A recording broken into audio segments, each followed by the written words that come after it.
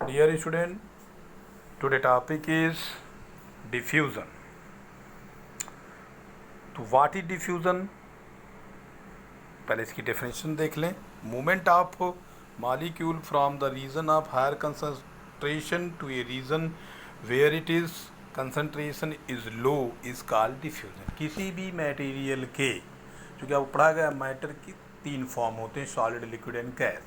Solid के जो particles होते हैं वो बहुत ही क्लोजली पैक्ड होते हैं. मींस दूसरे वर्ड में हम कह सकते हैं कि इनकी डेंसिटी बहुत हाई होती है. मींस जो मूवमेंट ऑफ पार्टिकल्स बहुत ही कम होता है. इसके कंपेयर लिक्विड के जो पार्टिकल्स हैं वो दूर दूर होते हैं, मतलब इनके बीच में मूवमेंट अधिक है. और गैस के जो पार्टिकल्स हैं वो बहुत ही दूर होते हैं और इसके कारण उनका जो मूवमेंट ऑफ पार्टिकल्स है वो बहुत फास्ट होता है. तो डिफ्यूजन प्रोसेस में कोई भी सब्सटेंसेस के जो मॉलिक्यूल्स हैं वह हायर कंसंट्रेशन लेवल से लोअर कंसंट्रेशन लेवल की ओर मूव करते हैं. तो हम इसका सबसे फैमिलियर एग्जांपल्स अगर देखना चाहें तो वो यह है कि किसी रूम में यदि हम अगरबत्ती को कहीं जलाते हैं तो थोड़ी देर बाद आप देखते हैं कि दूसरे कॉर्नर में भी उसकी महक, उसकी परफ्यूम पहुंच जाती है.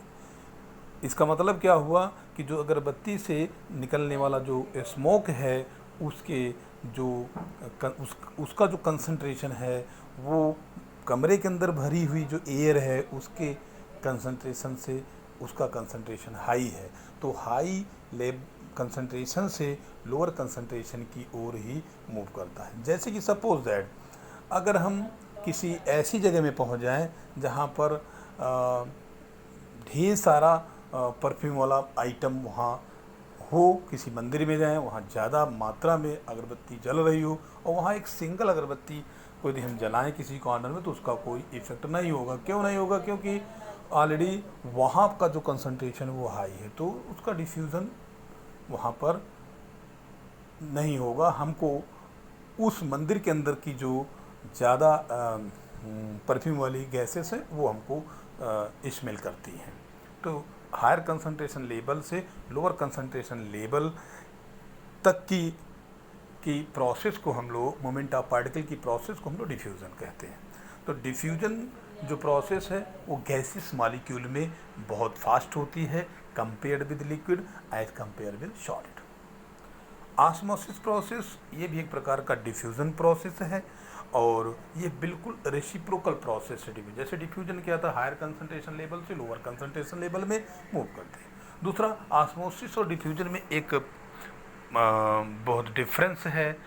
ऑस्मोसिस प्रोसेस एक सेमी परमेबल मेम्ब्रेन उनके बीच में होना जरूरी है. यानी osmosis is special type of diffusion which involve the movement of solvent through the semi-permeable membrane from an area where it is the higher concentration to an area where it is lower concentration. ये उल्टा process. कैसे? जैसे suppose that कोई cell है, तो cell में आपको property उसकी पढ़ाई जाती है कि सेल जो होती है चाहे प्लांट की हो या एनिमल सेल हो, सेमी परमेबल मेम्ब्रेन होती है. तो सेमी परमेबल मेम्ब्रेन एक वहाँ माध्यम होना जरूरी है जहाँ पर ऑस्मोसिस प्रोसेस होती है. यदि सेल के एक्सटर्नल एनवायरनमेंट में वाटर की मात्रा अधिक है और सेल के अंदर वाटर कंसंट्रेशन लो है, मतलब कि अगर जहाँ जिस मीडियम में वाटर अधिक होगा इसका मतलब उसका कंसंट्रेशन जो सॉल्वेंट है वो लो होगा. समझ रहे ना? जहाँ पर वाटर की कंसंट्रेशन कम होगी यानी वाटर की मात्रा कम होगी तो वहाँ सॉल्वेंट का कंसंट्रेशन हाई होगा. तब वाटर अंदर की तरफ मूव कर जाएगा सेल में. यानी अगर सेल है कोई तो सेल के आउटर एरिया में यानी आउटर इन्वायरमेंट में यदि पानी की मात्रा किसी भी सॉल्यूशन में अधिक है यानी कि सॉल्वेंट का कंसंट्रेशन क्या हो गया, यहाँ लो हो गया, और सेल के अंदर जो सैप है उसके अंदर जो मटेरियल फिल है उसमें वाटर कंसंट्रेशन लो है, मींस जो उसके अंदर सॉल्वेंट है उसका कंसंट्रेशन हाई है तो पानी उसके अंदर इन हो जाएगा। इसका अपोजिट, यदि सेल सैप के अंदर वाटर कंसंट्रेशन हाई होगा तो सॉल्वेंट का जो कंसंट्रेशन है वो लो होगा, और सेल के आउटर इन्वायरमेंट में चूँकि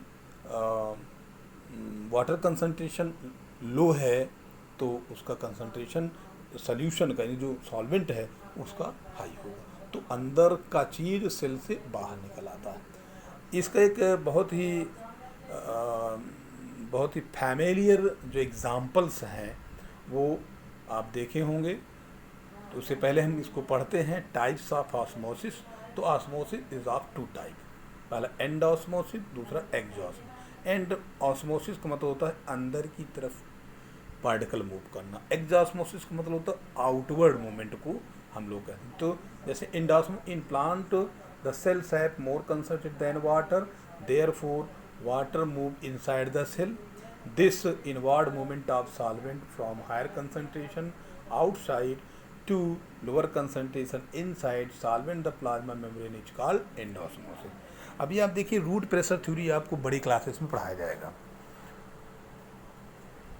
रूट प्रेशर थ्योरी या ट्रांसपोर्ट वाटर पुल थ्योरी में आप देखेंगे कि किस प्रकार से वाटर जो हमारी रूट्स हैं प्लांट की कैसे एब्जॉर्ब करते हैं और कैसे कंडक्ट होता है पानी, ये इसी ऑस्मोसिस प्रोसेस से ही होता है।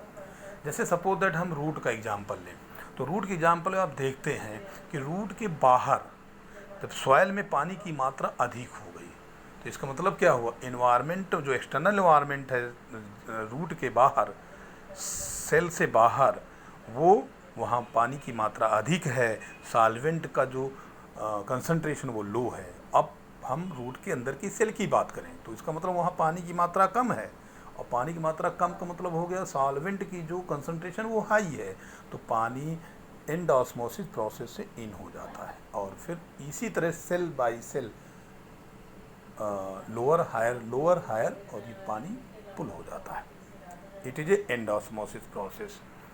जैसे कि दूसरे शब्दों में हम लोग कहें कि किशमिश आप देखे होंगे, किशमिश को किसी बाउल में पानी को भर लें और उसमें किशमिश को डाल दें। किशमिश खाने में बहुत मीठी होती है, यानी कि उसके अंदर पानी की मात्रा कम होती है, तो इसका मतलब किशमिश के अंदर का जो सैप है, किशमिश के अंदर का जो मटेरियल है उसका कंसंट्रेशन बहुत ही हाई है, और जो पानी बाउल में है उसका पानी बहुत ज़्यादा है, तो पानी का कंसंट्रेशन, वाटर कंसंट्रेशन हाई है लेकिन जो सॉल्वेंट है उसका कंसंट्रेशन बहुत ही लो है, तो पानी किशमिश के अंदर चला जाता है और कुछ घंटों बाद हम देखते हैं किशमिश फूल जाती है। This is example of endosmosis. Exosmosis endosmosis का रेसिप्रोकल प्रोसेस है। The outward movement solvent molecule through plasma membrane from higher concentration of the solvent inside cell to the lower concentration of the solvent in the outer medium is called exosmosis। एक्सोसमोसिस का मतलब हो गया कि जो cell के अंदर का SAP है उसमें वाटर कंसंट्रेशन हाई है, मीन्स सॉल्वेंट का कंसंट्रेशन लो है। एक्सटर्नल इन्वायरमेंट में, सेल के एक्सटर्नल इन्वायरमेंट में जो वाटर कंसंट्रेशन है वो लो है, मीन्स सॉल्वेंट का जो कंसंट्रेशन है वो हाई है, तो सेल से अंदर का चीज़ वो बाहर निकलेगा, उसको एक्सॉस्मोसिस। इसका बहुत ही फैमिलियर एग्जांपल, बहुत ही चिर परिचित एग्जांपल क्या है, तो आप देखते हैं अंगूर। अंगूर खाने में भी मीठे होते हैं, लेकिन अगर उसको एक किसी बाउल में हम खूब गाढ़ा शुगर सॉल्यूशन घोल लें, चीनी का घोल ले लें, खूब मीठा हो अकॉर्डिंग टू ग्रेप्स, अब उसके अंदर ग्रेप्स डाल देते हैं तो ग्रेप्स के अंदर का जो मीठापन है वो कम है और बाहर का अधिक है, तो थोड़ी देर बाद आप देखते हैं कुछ समय पश्चात जो अंगूर है उसके अंदर का जो सब्सटेंस है वो बाहर निकल आता है और अंगूर पिचक जाते हैं। इसका मतलब क्या हो गया, ये एक्सॉस्मोसिस हुआ। तो difference between diffusion and osmosis, तो डिफ्यूजन में हम देखते हैं it is not to involve any membrane. Diffusion process में किसी मेम्ब्रेन का इन्वॉल्वमेंट नहीं होता, but in case of osmosis it takes place through the semi permeable membrane. ये सेमी परमेबल मेम्ब्रेन द्वारा इस होना बहुत ही ज़रूरी है। Diffusion takes place in solid, liquid, in gas. Diffusion तीनों प्रकार के सब्सटेंसेस में पाया जाता है, but in case of the osmosis it is only found in liquid material. ये केवल लिक्विड मटेरियल में ही पाया जाता है। अब जैसे मैं बात कर लूँ कि diffusion takes place in all type of substances, जैसे कि सॉलिड, तो आप लोगों को केमिस्ट्री में एलॉय पढ़ाया जाता है। एलॉय पढ़ाने का मतलब है कि कई मेटल्स मिलकर के एलॉय फॉर्म अप करती हैं। एक फिक्स रेशियो में भी हो सकता है, अनफिक्स रेशियो में भी हो सकता है। जैसे इसका एग्जांपल है मेटल टू मेटल डिफ्यूज़न होने का मतलब, जैसे स्टील स्टेनलेस या अष्ट धातु की अंगूठी, ये सारे solid diffusion, solid to solid diffusion हुआ। जैसे लिक्विड टू लिक्विड डिफ्यूज़न में हम लोग एक एग्जांपल देते हैं, जैसे वाइन है अल्कोहल और उसमें वाटर को डाल दें तो वाटर उसमें मिक्स हो जाएगा, अलग से नहीं दिखेगा, अलग से नहीं दिखता है। और गैसेस डिफ्यूजन, जैसे मैंने अभी बताया कि जो अगरबत्ती है या कोई भी स्प्रे, उसकी गैस एक रूम में फैल जाना, ये gases diffusion, gas to gas diffusion होता है। ओके, नेक्स्ट है इसी मटेरियल ट्रांसफ़र के अकॉर्डिंग इसमें एक endocytosis, the formation of cytoplasmic vesicle from the plasma membrane and the entrapment within the vesicle of the substances from the cell surrounding is called endocytosis।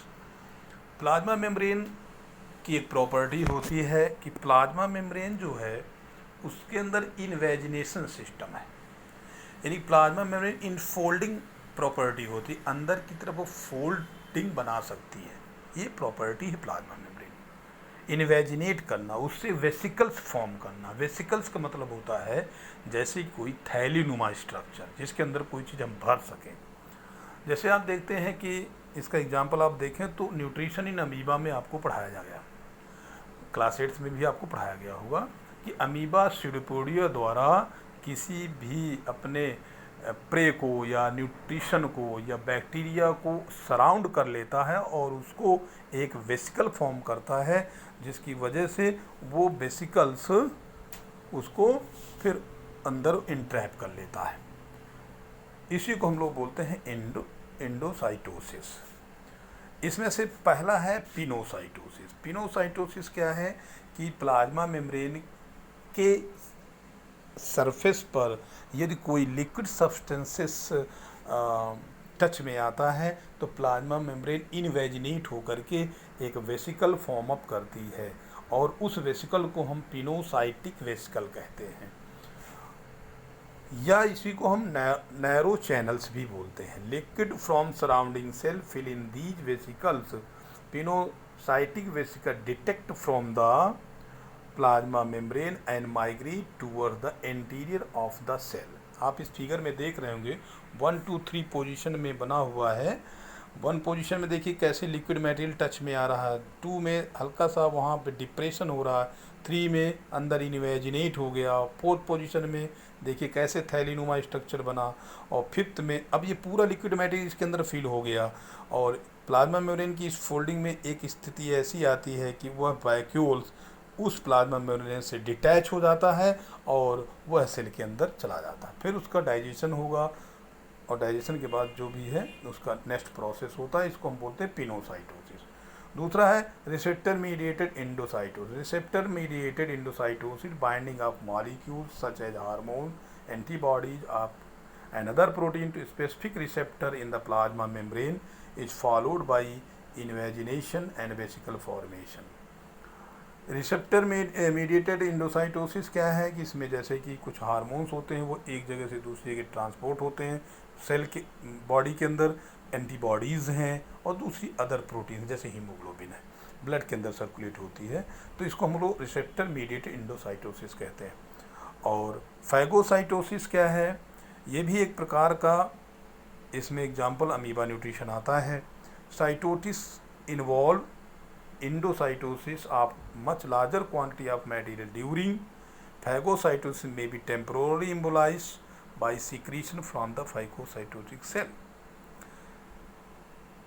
Amoeba form pseudopodia that gradually encircle and engulf to form food vacuoles. WBC phagocytes hundreds of bacteria inside the blood. आप जानते हैं कि phagocytosis वो process होती है किसी solid particles को जब प्लाज्मा मेम्ब्रेन के कांटेक्ट में आती है तो वो वेसिकल फॉर्म करती है और वह उस सॉलिड पार्टिकल को इंट्रैप कर लेती है। और इसको हम लोग इस वेसिकल्स को हम लोग फैगोसाइटिक वेसिकल बोलते हैं। जैसे उसमें पिनोसाइटिक वेसिकल था तो इसमें फैगोसाइटिक वेसिकल, उस वेसिकल्स को बोलते हैं। और जैसे कि इसमें अमीबा में बताया जाता है आपको कि अमीबा के बॉडी सरफेस में आउटर सरफेस पर जब कोई भी बैक्टीरिया उसके टच में आता है तो वह एक इन्वेजिनेशन फॉर्म में एक वेसिकल को फॉर्म अप करता है और उस बैक्टीरिया को इंट्रैप करके फिर वो डाइजेशन प्रोसेस में उसको अंदर ले लेता है। जैसे हमारी बॉडी में जो ब्लड है, फ्लूइड, उसमें आपको पढ़ाया गया 3 प्रकार की सेल्स होती हैं, RBC, WBC and blood platelets. तो डब्ल्यूबीसी यानी वाइट ब्लड कार्पोसेल्स, या इसको हम दूसरे नाम जो इसका साइंटिफिकल नेम है ल्यूकोसाइट्स भी बोलते हैं। तो ये हमारी बॉडी की डिफेंस मैकेनिज्म है। इनको सोल्जर ऑफ आवर बॉडी कहा जाता है ह्यूमंस के लिए, या किसी भी एनिमल्स बॉडी में जो WBC ब्लड के अंदर पाई जाती हैं। ये भी क्या करती हैं, अमीबा की तरीके ही ये भी बैक्टीरिया को किल करती हैं, उसी तरह इंट्रैप करती हैं, उसको इनगल्फ करती हैं। तो ये फैगोसाइटोसिस प्रोसेस के द्वारा, जैसे आप यहाँ आप देख पा रहे होंगे, ये अमीबा फर्स्ट ए पोजीशन में, उसमें बैक्टीरिया उसके टच में आता है तो किस तरीके से इन्वेजिनेट करता है यहाँ देखने को मिल रहा होगा आपको। तो यहाँ दिखाई दे रहा होगा कि आप देखने की कोशिश करें कि देखिए किस तरीके से यहाँ ये इन्वेजिनेशन हो रहा है और इस डी पोजीशन में किस तरीके से ये जो वेसिकल्स हैं अंदर इसको बैक्टीरिया इंगल्फ कर लेता है और फिर इसको जो लाइसोसोम इसके अंदर पाए जाते हैं वेसिकल्स के अंदर, वो उसको डाइजेस्ट कर देते हैं। और इसके बाद है exocytosis. Endocytosis mechanism by which large quantities of material enclosed within a cell vacuoles are transferred to the cell surrounding by fusion of the vacuole with the plasma membrane. This is the reverse process of endocytosis. The content of vacuole are emptied into the extracellular spaces. यहाँ पे अगर हम ध्यान दें, थोड़ा mistake से यहाँ गलत लिख गया है, ये है एक्सोसाइटोसिस मैकेनिज्म। ये अपोजिट होती है किसके, इंडोसाइटोसिस के। इंडोसाइटोसिस के अपोजिट मैकेनिज्म है ये। इंडोसाइटोसिस प्रोसेस के अपोजिट ये प्रोसेस पाई जाती है। ये एक्सक्रीशन में काम करता है। जो मीन्स एक्सोसाइटोसिस जो प्रोसेस है ये इंडोसाइटोसिस प्रोसेस की उल्टा की प्रोसेस है और यह प्रोसेस जो अंदर के वेस्ट प्रोडक्ट हैं उनको बाहर निकालने में हेल्प करती हैं। तो आई होप आपको ये वीडियो पसंद आया होगा।